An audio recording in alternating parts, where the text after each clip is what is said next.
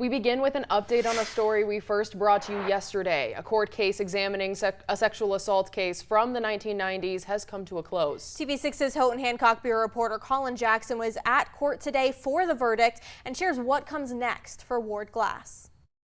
As to count one, criminal sexual conduct, multiple variables, how does the jury find? Guilty.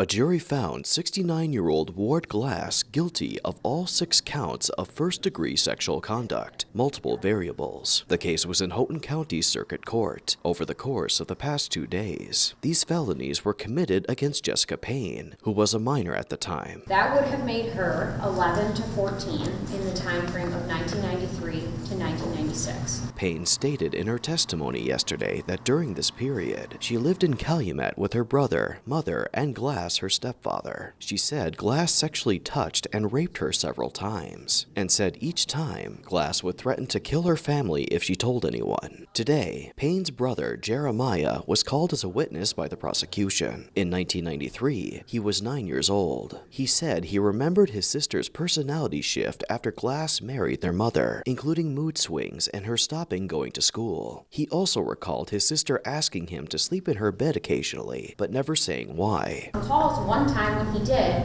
that in the middle of the night, maybe 1 to 2 a.m., that the defendant came into the doorway and asked, "Is Jessica awake?"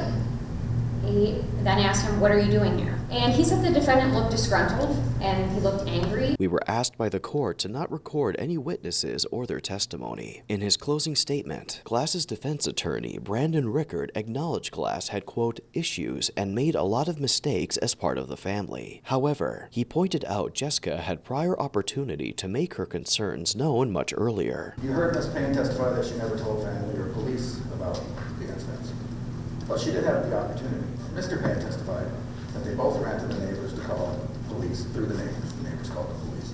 There was an opportunity. Kirby challenged this in her rebuttal. Jessica told you herself she could have disclosed.